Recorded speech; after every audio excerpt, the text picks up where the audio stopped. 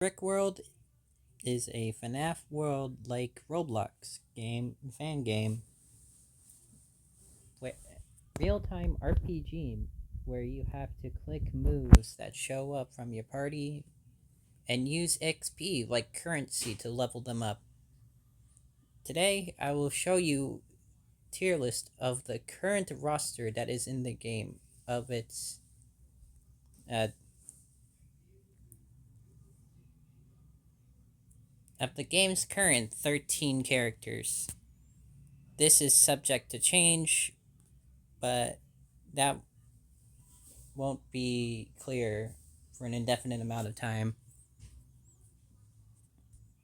Note on my main file that I'm using this, I leveled up Bacon Boy to level 6, but the rest of the characters for this comparison will be judged by their level 5 stats.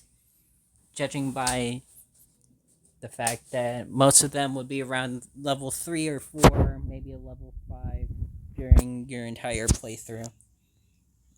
So, with that being the case, here are the rules and regulations. As I'm referring to the characters as they are, this is subject to change as updates are bound to come at some point, or I don't know. All characters will be referred to their level 5 stats and effects. Scripts and friends will be taken into account their ability, but not be the main focus due to the moves being inherently stagnant or dependent on the user's level. The things that I'll be talking about in terms of reliability is overworld enemies, the current demo boss, and the secret boss that are in the game. Other story bosses will be accounted for, but won't be touched upon in depth. With that being the case, let's start off with the lowest tier on this list. Residence, with its one and only resident. For the most part, a lot of these characters tend to be early game, but relatively fine. However, later on in the game, they will be power crept, with very few exceptions as of currently in the game's current state. Bacon Girl is the sole member of D tier due to the fact that her stun, though quite long, isn't particularly resourceful due to bosses not really being affected by it. With her damage also being outclassed by another character that we will be talking about on this list with a similar move pool.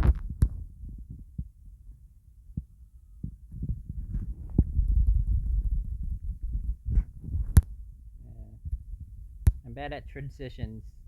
This is actually terrible. Oh my god. Moving on to the next tier, we shall be talking about C tier.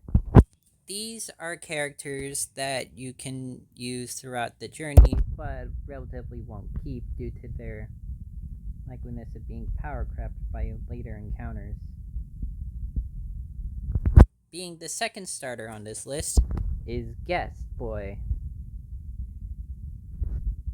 Being one of the 4 characters you start out with, his kit relies more on supports and other characters being alive on your team. The invincibility he can give them.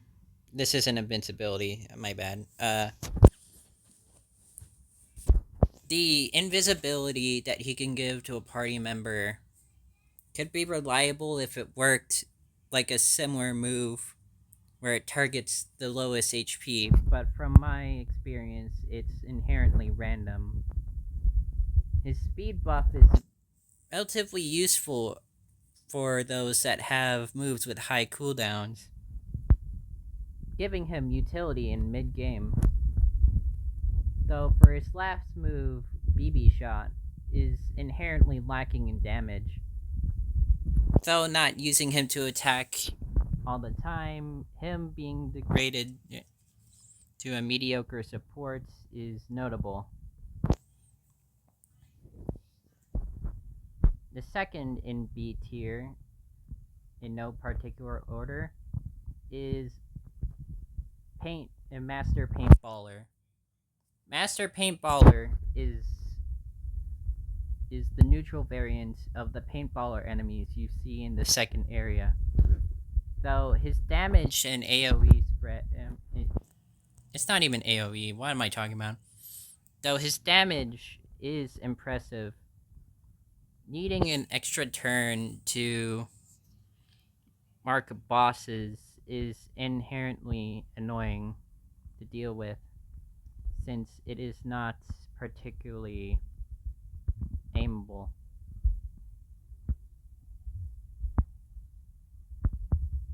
Even for regular enemies, it could be a hassle depending on which mode you agree is better. Standard might be fine, but that's more for spread, which is why he's so low on this list. He might have the single strongest attack in the game, but it's not inherently good due to needing the longer setup than others could just do that turn.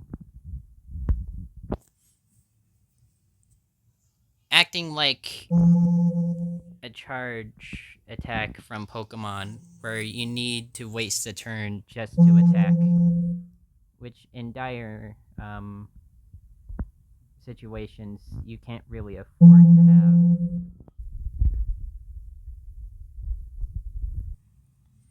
The third character in C tier I quickly want to mention would have to be Cashier. Now, this is the part of the video where I have to explain certain other aspects outside of these characters.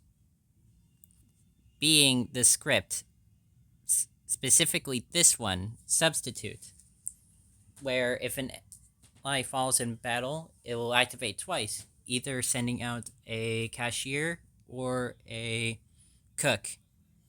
Cook is the better character from this spoiler warning.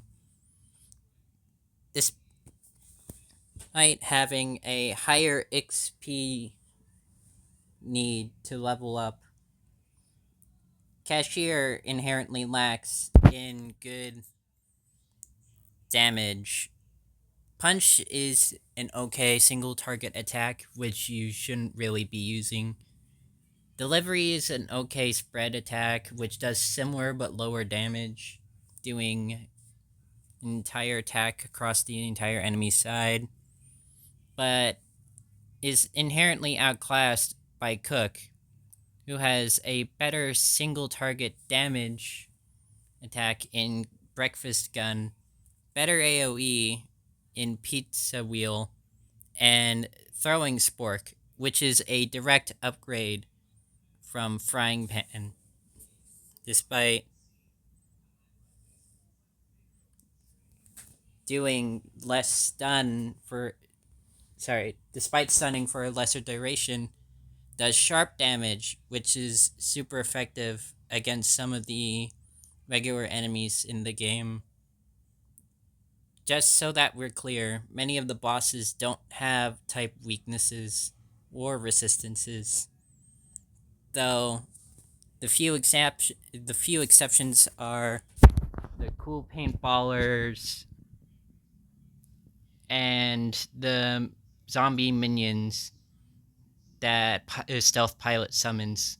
But we'll get to that section once we go to the higher tiers. Oh, I'm incorrect. Throwing Fork actually does more stun than Flying Pan. Wow, Bacon Girl really is washed. After heavy amounts of consideration, I unfortunately have to put our third starter character into this list. As of currently, at least. Noob is the third starter character you get at the start of the game. Uh, no, what? Why did I say it like that?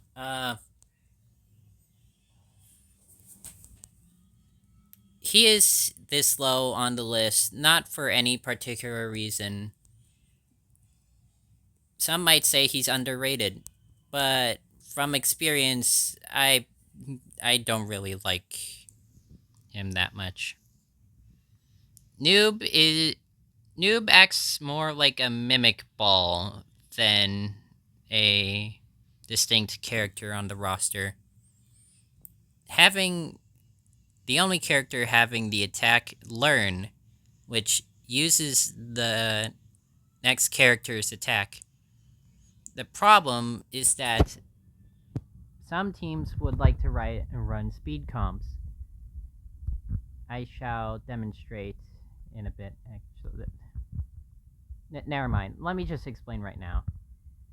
Now, as you can see, Learn has a 1 second move delay so that he can use the next attack almost immediately after. Now, this is an inherent problem for the most part later on in the game, since his speed would be higher than others. He has a chance to move twice, even thrice in a row, throwing off the momentum that you would have if you just had a different character.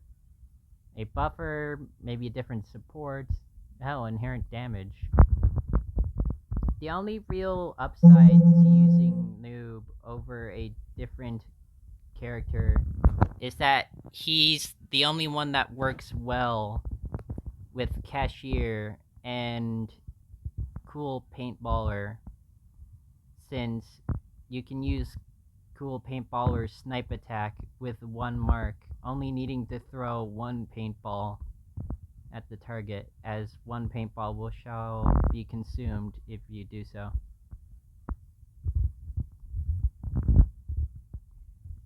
As the roster starts to dwindle, it is bound time that we start talking about the B tiers.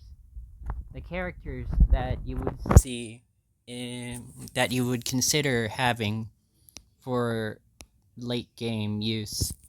Though outclassed by some of the other ones up top, it's understandable why you would use them. Remember when I was talking about Cook earlier and how he kind of outclasses Cashier despite his attack buff? And what's it? Oh yeah, Acorn Girl, due to just being better at stuns and damage dealing.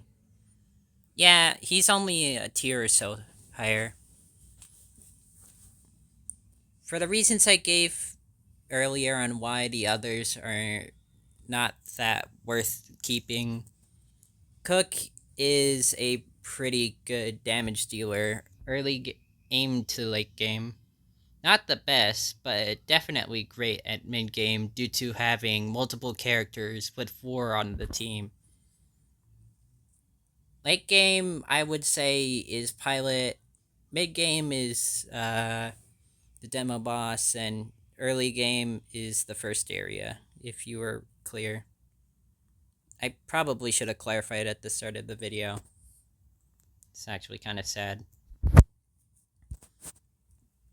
Now, moving on to the rest of B tier, we have the lesser of the Hider Seeker squad, being Hider. The blue one in the traffic cone is a support. Think guest boy, but with inherent more risk. He has a very similar moveset. Can grant invisibility to a random party member.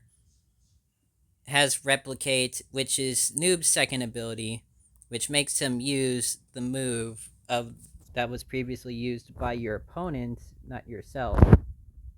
And the third one is Taunt, which raises your speed significantly but gives you a mild defense debuff. Now, this is inherently fine, but it's pretty risky. Him lacking much consistent damage is also why he's this low on the list.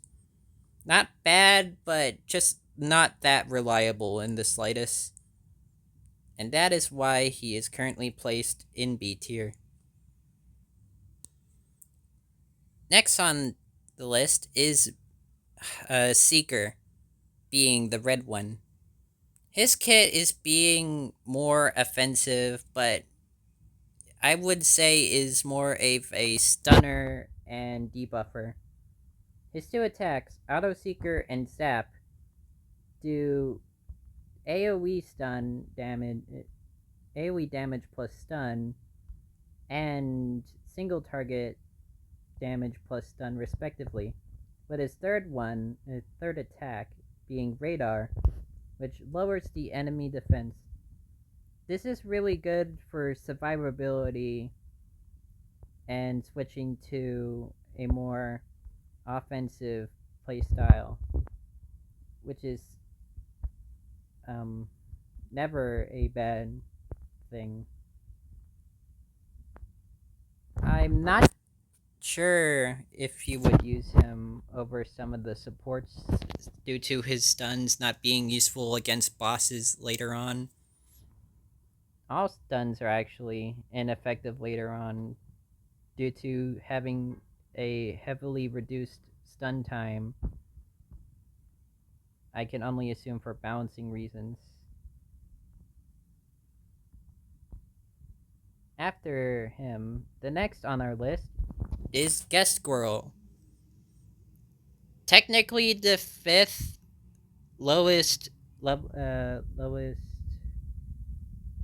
what do you call that?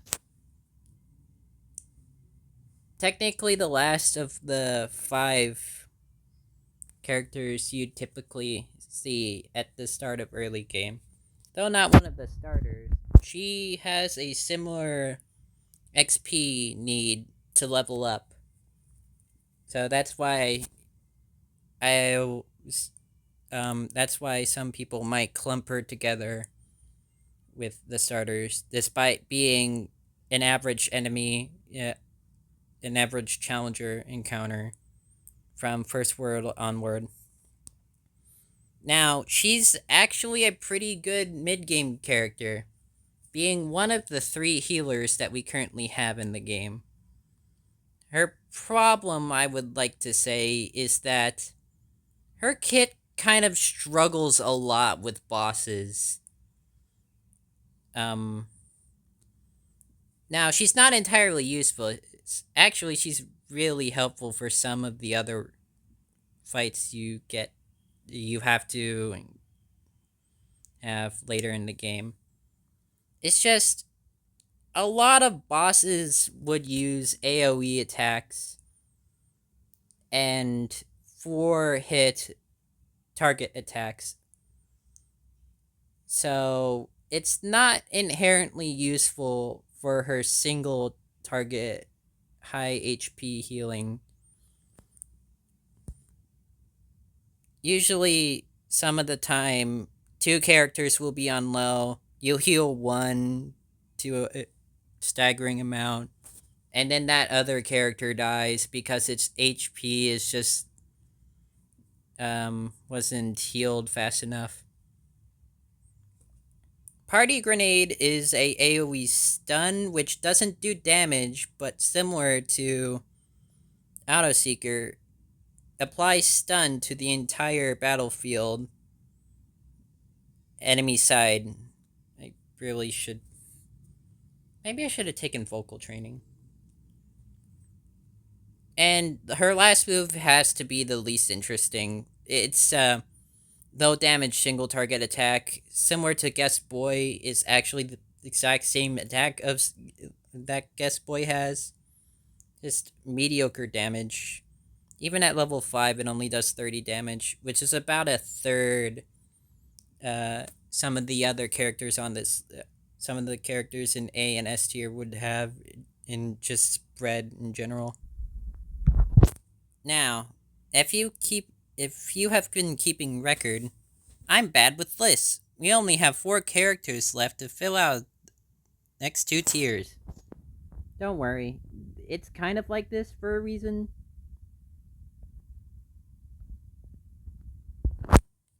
The character in A tier that we shall be talking about is Elliot.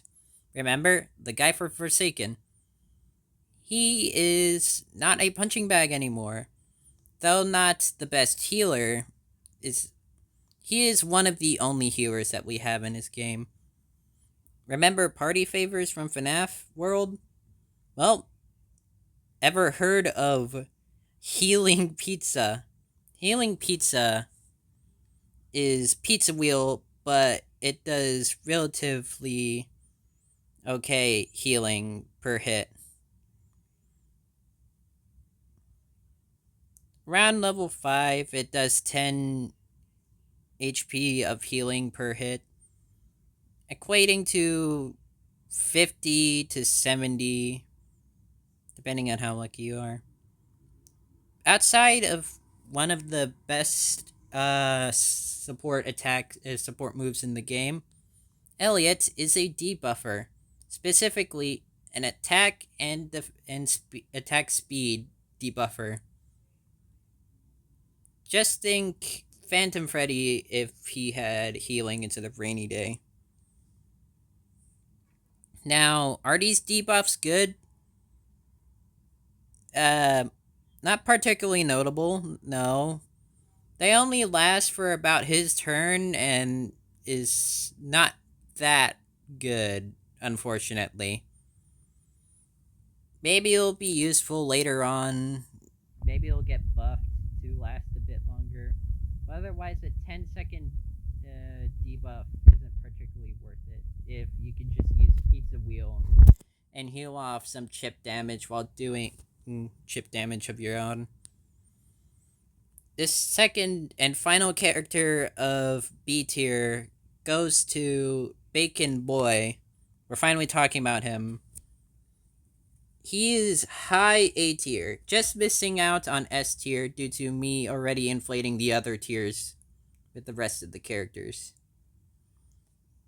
Looking at his moveset, it's not particularly notable. Breakfast Gun, which is an okay single target attack with a crit,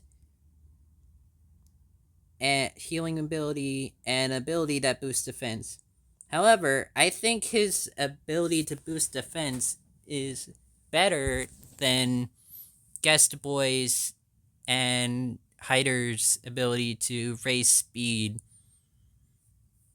due to the fact that you can negate little amounts of damage with it, and if you pair it up with Dino Bandit, a secret script that you get after killing the secret boss Stealth Pilot, that defense will be raised from 50 to the lowest party member to about 70 to the lowest party member, negating about 70% of the next attack's damage.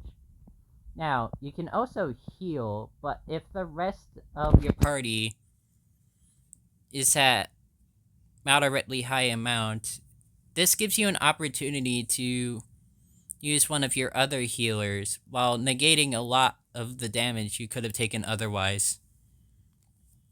Now, the third move is why he's actually this high up on the list.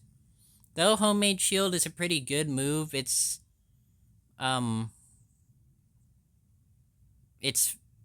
quite situational, I mean. Bacon Launcher does the most healing amount of healing in the game, besides Healing Pizza. But due to the fact that Bacon Boy is a starter character, you can level him up faster, thus gain more healing. The only real downside is that, let me actually check. Even being slightly higher level than I intended before making this thing. He seems to have the lowest defense out of all the lowest HP yield of the starter characters, making him more susceptible to AoE and single target attacks from bosses. Now, this is negated by using homemade shield, which usually targets him if you get hit by an AoE, but at this point the game, he is like one of the best support characters, regardless of what you're trying to say. Last tier above is the S tier. This tier is the current in powerhouses, which will likely be power crept anyway. Okay, but might not be for the next update or two, due to certain stats, move pool, and modifiers in general, which are two characters that I currently have in my party right now, and is highly recommended to have on the team regardless. You can swap out some of the A tier characters with B tier ones, but if you don't have both of these S tier characters currently on your team, then you'll have an inherently rougher time against every enemy encounter. That being said, I shall list more details for them being here due to their utility.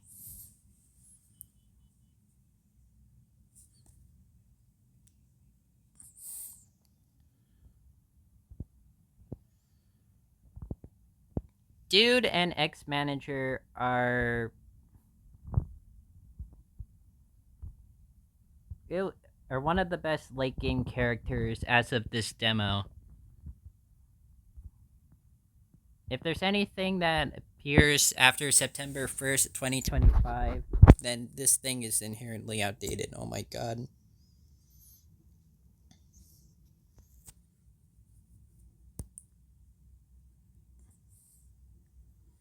Some people will say Dude is the best support in the game. Due to raising both attack and defense by small amounts, that will make a big difference for your attacks.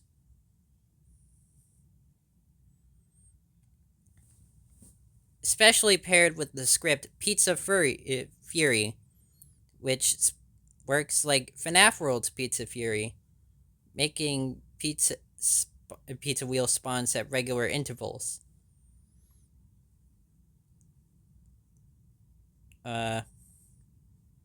His second attack, Do, does toxic damage on the enemy side of the field, which is pretty good damage over time. Though his last move, Pwn, or whatever it is, hold on. Though his last move, 360 no scope, is a instant kill. Though being the better and only other instant kill outside of Noob's report is not reliable in the slightest, and doesn't do anything against bosses due to being an instant kill.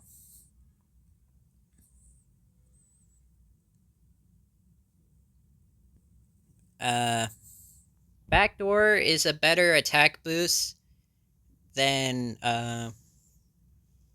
delivery. That wasn't delivery. It was cashier. Cashier's cola move, due to boosting the entire party by an amount instead of highly raising cashier's attack by slightly more than just using delivery 2 times in a row. The best character in Brick World currently is X-Manager. Due to 3 certain factors, being one of the more widely available due to as being rare, despite this, is more common than Dude 1 in the encounter table. A 15% encounter rate compared to Dude 1's 10%. Not even sure if it's a percent, it just says 2. His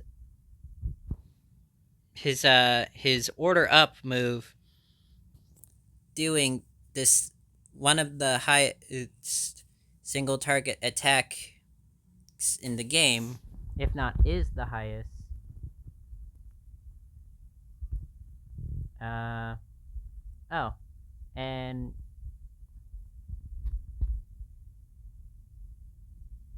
check in, which is the only move likely ever in the game that allows you to summon an ally if you're missing one. This is inherently a last resort type move, but the option is still there. Is like a really good thing. Oh god, I'm fumbling my words. One more detail I'd like to point out is that he has the highest HP in the game, period, including scaling, which is about 430 HP. Now, the one problem of having high HP in this game is with characters like Guest Girl. The reason why that she was in B tier, I think, is that her heals will target who has the at least HP. Like, period. X Manager could be at half HP, but most of the other characters max HP is about his half HP, so he won't be healed and the heal will be wasted being used on a character that has full HP but technically has less HP than X Manager. Besides that caveat, he is the best character in this game in terms of defense. Not defense, in terms of offense alone.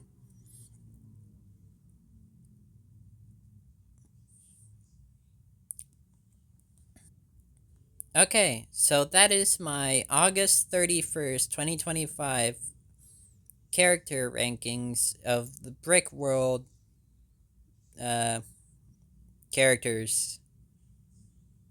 I shall make a part 2 for. I'll make a updated list once the new update comes out, and if there's at least 6 characters. Maybe the production quality will be like further enhanced, but otherwise, um, I should really stop pausing. This is why it's half an hour long.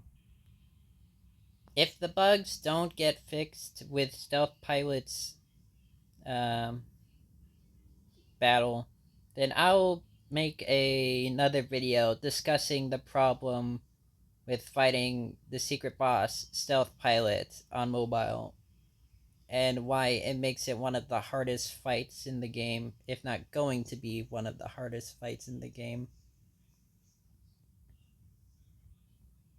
Thank you, and goodbye.